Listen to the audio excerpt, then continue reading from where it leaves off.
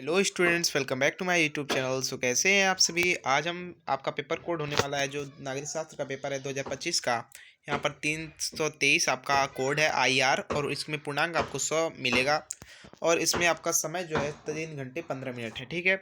और निर्देश तो आप पढ़ लेंगे और हम चलते हैं आपका सीधा पेपर हल करने वाले हैं। तो देखते हैं, पहला क्वेश्चन आपका स्क्रीन पर है, देखते हैं क्या है।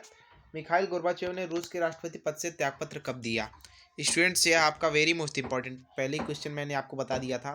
इसमें आपका पहला ऑप्शन है 1990, दूसरा है 1991, तीसरा है 1992 और चौथा है 1993। इसमें से राइट ऑप्शन हो जाएगा आपका ब वाला 1991 बी वाला, ठीक है। फिर आपका दूसरा प्रश्न है स्टूडेंट्स कि आसियान का मुख्य उद्देश्य क्या था। आसियान का मुख्य उद्देश्य क्या था। फिर आपका इसमें ऑप्शन दिया हुआ है आर्थिक विकास, बी वाला आर्थिक और राजनीतिक विकास, सी वाला केवल सांस्कृतिक विकास और डी वाला उपरोक्त में से कोई नहीं। तो इसमें से आपका राइट ऑप्शन हो जाएगा बी वाला आर्थिक और राजनीतिक विकास, ठीक है। फिर आपका तीसरा प्रश्न है, तीसरा प्रश्न आपका स्टूडेंट्स है कि ग्लोबल वार्मिंग किस प्रकार की समस्या है। तो स्टूडेंट्स आपका इसमें ऑप्शन दिया हुआ है राष्ट्रीय, फिर बी वाला अंतर्राष्ट्रीय, सी वाला स्थानीय, फिर डी वाला राष्ट्रीय और स्थानीय। तो इसमें से आपका राइट ऑप्शन हो जाएगा बी वाला स्टूडेंट्स अंतर्राष्ट्रीय, ठीक है। फिर आपका चौथा प्रश्न है स्टूडेंट्स, चौथा प्रश्न आपका स्क्रीन पर है, परमाणु अप्रसार संधि एनपीटी पर हस्ताक्षर कब हुआ था। एनपीटी यानी नन न्यूक्लियर प्रोलिफरेशन ट्रीटी, ठीक है। इसमें से आपका जो ऑप्शन दिया हुआ है ए वाला है 1963, बी वाला है 1965, सी वाला है 1967 और डी वाला है 1968। तो इसमें से आपका राइट ऑप्शन हो जाएगा डी वाला 1968, ठीक है।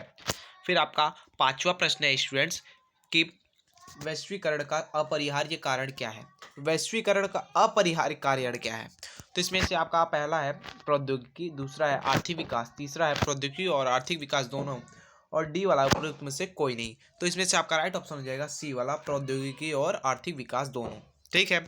फिर आपका छठवां प्रश्न है स्टूडेंट्स कि 1953 में कौन सा आयोग बनाया गया था। 1953 में कौन सा आयोग बनाया गया था। आपका पहला ऑप्शन है राज्य पुनर्गठन आयोग, बी वाला है योजना आयोग, सी वाला नीति आयोग, डी वाला वित्त आयोग। तो इसमें से आपका राइट ऑप्शन हो जाएगा ए वाला, ठीक है। राज्य पुनर्गठन आयोग 1953 में भाषा व राज्यों के गठन के लिए यह बनाया गया था। फिर आपका सातवां प्रश्न है स्टूडेंट्स कि शिमला समझौता किसके मध्य हुआ था। आप लोग जानते ही हैं कि शिमला समझौता आपका 1972 में हुआ था, ठीक है।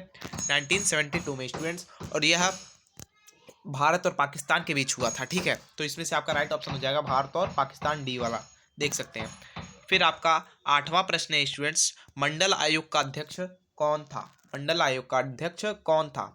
तो आपका ए वाला है कर्पूरी ठाकुर, बी वाला है बिंदेश्वरी प्रसाद, सी वाला है जयप्रकाश नारायण और डी वाला है विश्वनाथ प्रसाद। तो इसमें से आपका राइट ऑप्शन हो जाएगा बी वाला बिंदेश्वरी प्रसाद, ठीक है। मंडल आयोग का ये अध्यक्ष थे, यही अध्यक्ष थे।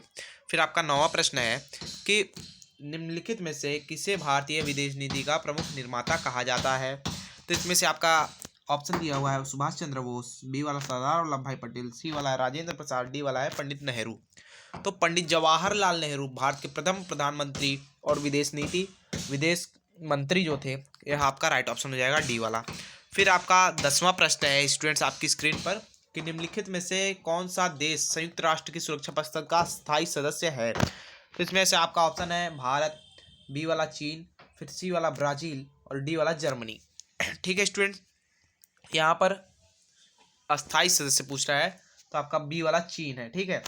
कौन सा देश संयुक्त राष्ट्र की सुरक्षा परिषद का सदस्य, सुरक्षा परिषद, ठीक है स्टूडेंट्स। यहाँ पर एक बात आप लोग ध्यान देना कि यहाँ पर सुरक्षा परिषद लिखा हुआ है, तो इसमें से आपका राइट ऑप्शन हो जाएगा चीन, ठीक है। उसके बाद आपका अति लघुत्तरीय प्रश्न है, ठीक है, और प्रत्येक का उत्तर देने पर आपको 2 अंक निर्धारित है। आप लोग देख सकते हैं यहाँ पर स्क्रीन पर 2 अंक आपको निर्धारित है। पहला आपका प्रश्न है कि यूरोपीय संघ के उन 2 देशों के नाम लिखिए जो संयुक्त राष्ट्र की सुरक्षा परिषद के अस्थायी सदस्य हैं। तो उन देशों के नाम लिखिए, तो फ्रांस और ब्रिटेन आपका 2 देश हो गए, ठीक है। फिर 1967 में यहाँ पर प्रश्न आपका दूसरा 12वां है कि 1967 में आसियान के देशों की संख्या कितनी थी, उनमें से किन्हीं 2 के नाम लिखिए। तो आसियान के सदस्य देशों की संख्या 5 थी स्टूडेंट्स, ठीक है, 1967 में, और 5 और बढ़ गई बाद में, ठीक है स्टूडेंट्स। बैंकॉक घोषणा पत्र पर हस्ताक्षर करके जो है 5 देश इसके संस्थापक थे, जो Indonesia, Malaysia, Philippines, Singapore, Thailand 5 देश थे।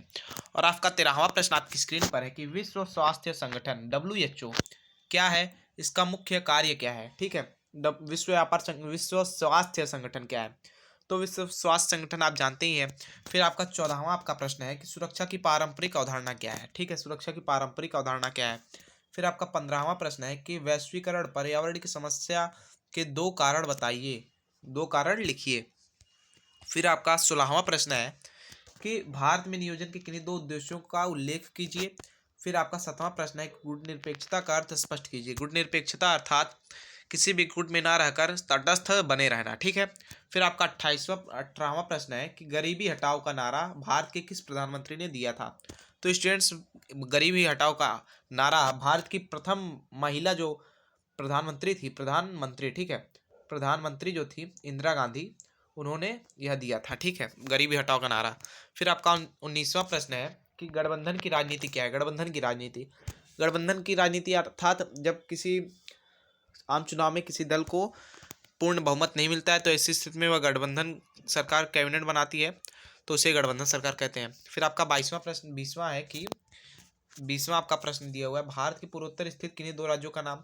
अरे स्टूडेंट्स, इतना आसान प्रश्न आया था, देखिए आपका दो ही नाम पूछा है, तो आप मणिपुर, मेघालय, अरुणाचल प्रदेश, असम कुछ भी लिख सकते हैं। फिर आपका तो लघुत्तरीय आ चुका है, लघुत्तरीय प्रथम प्रश्न, ठीक है। तो इसमें से आपका पहला आपका प्रश्न है कि 21वां वाला, यूरोपीय संघ की सफलता के 2 कारणों का उल्लेख कीजिए, ठीक है। और इस प्रत्येक का उत्तर देने पर आपको 5 अंक निर्धारित है, ठीक है। आप लोग देख सकते हैं यहाँ पर 2.5 अंक आपको मिल रहा था। फिर आपका 22वां प्रश्न है कि साझी संपदा संसाधनों का क्या अर्थ है, उदाहरण सहित स्पष्ट कीजिए। फिर आपका 23वां प्रश्न है कि वैश्वीकरण में प्रौद्योगिकी का क्या योगदान है। उम्मीद करता हूँ कि आप लोगों का पेपर अच्छा गया होगा। और आपका यहाँ पर 24वां प्रश्न है कि राज्य पुनर्गठन आयोग की किन्हीं 2 सिफारिशों का उल्लेख कीजिए। स्टूडेंट्स, आप लोग यदि यह वीडियो देखते हैं तो इसमें से आपको यह जो है स्टूडेंट्स ज़रूर आपको बताना है कमेंट में कि आपका कौन कौन सा बहुविकल्पी और कितने अतिलघुत्तरीय प्रश्न आपके सही हुए हैं।